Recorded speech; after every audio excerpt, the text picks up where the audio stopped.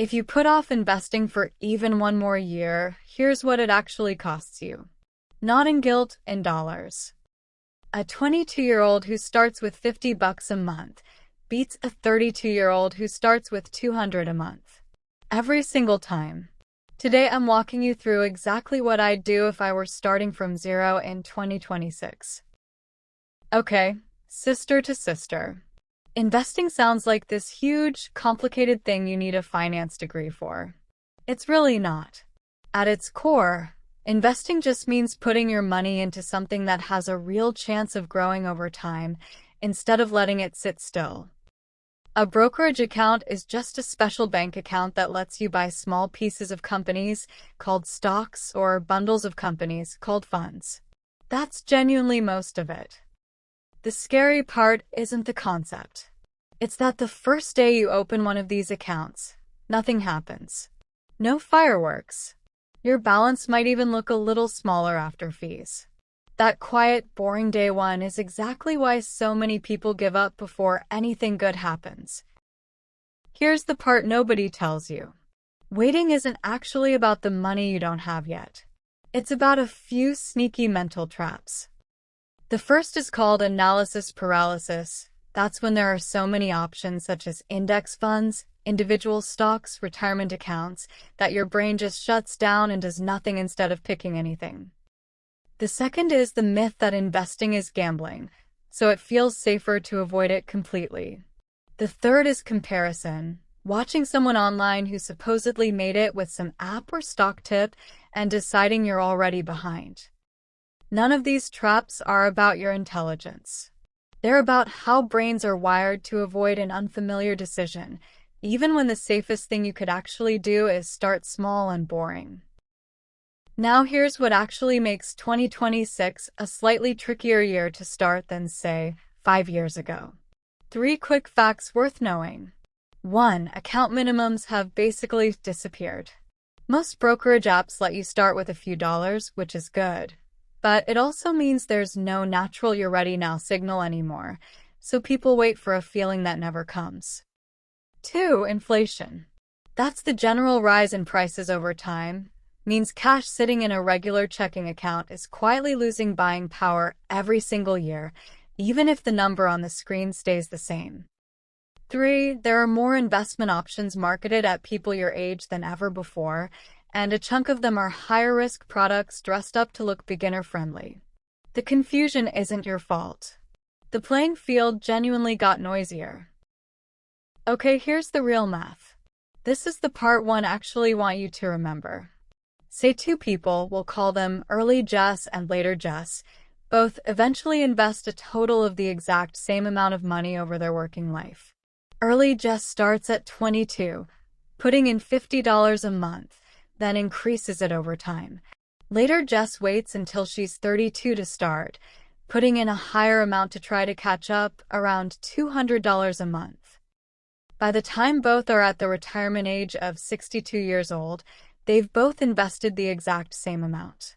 A total of $120,000. Now, let's assume an 8% average annual return compounded, which aligns with historical long-term averages for a broad U.S. stock market index. By age 62, early Jess's account has grown to $459,685 in comparison to later Jess's account at $404,719. You can see nearly a $55,000 gap between the two. The gap isn't because early Jess is smarter or richer, because they both invested the same amount over the years. It's because her money had 10 extra years to compound, meaning her early gains started generating their own gains on top of the original gains on top of that. That snowball effect is the entire engine here. Time in the market is doing more heavy lifting than the size of any single deposit. This is why "I'll start when I have more money" is usually the most expensive sentence in personal finance, not because it sounds bad, but because of what it quietly costs in lost compounding years. I know this can feel abstract, so let's make it real. Think about a friend who says she's waiting until she has a stable job to start investing. However, meanwhile, she's been at that stable job for 2 years already. That's 2 precious years she could be quietly getting a head start. Or someone who has $300 sitting in a savings app earning almost nothing, because moving it somewhere else feels like too much effort to figure out. Or the classic one, someone who gets a bonus or a tax refund and treats it purely as spending money, when even putting half of it to work could have started their whole compounding clock years earlier. None of these are bad decisions. They're just delayed ones. And delay, more than any single bad investment, is the thing quietly costing people the most. So here's exactly what I'd do, step by step, if I were starting completely from zero in 2026. Step 1. Build a small starter cushion first, somewhere between $500 and $1,000 in an easy-access savings account. This is not your investing money. It's what stops an unexpected car repair from forcing you to sell investments early. Step 2. Check if your employer offers any kind of retirement matching. That's when your workplace adds free money into a retirement account when you contribute. If that exists, contributing at least enough to get the full match is usually one of the highest, safest returns available anywhere, because it's an instant 100% gain on that portion. Step 3. Open a low-cost, broad index fund. That's a single fund that owns tiny pieces of hundreds of companies at once, instead of trying to pick one winning stock. Step 4. Automate a small, consistent contribution, even $50 a month, and increase it slowly as your income grows. Consistency beats trying to time the perfect moment to invest. Step 5. Leave it alone and check in every few months, not every few days, because checking constantly tends to trigger emotional decisions, not smarter ones. Now, let's be honest, because that's the whole point of this channel. This approach isn't risk-free, and it's not the fastest possible path either. Markets can and do drop, sometimes a lot, in any given year. There's no guarantee of positive returns over any short period.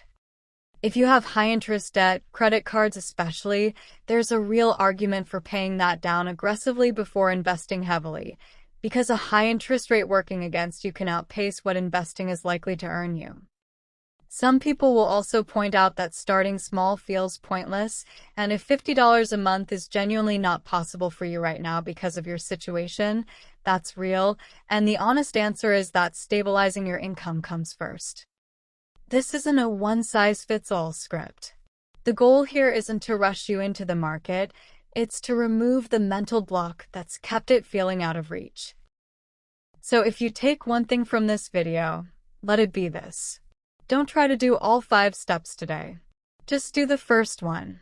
Open whatever account you're going to use, even if you don't fund it yet, because removing that one piece of friction is usually what actually gets people moving. Then come back to this video next week and do step 2. You don't need the perfect plan. You need a plan that's simply in motion. Here's what I really want you to walk away with. This was never actually about how much money you have to start with. It's about how early you let your money start working, even in a small, unglamorous way. The account balance today matters so much less than the fact that the clock has finally started. If this helped even a little, hit subscribe. I'm putting out a new one of these every week. No fluff, just your honest big sis breaking down money one step at a time. Let me know what you want me to cover next. See you in the next one.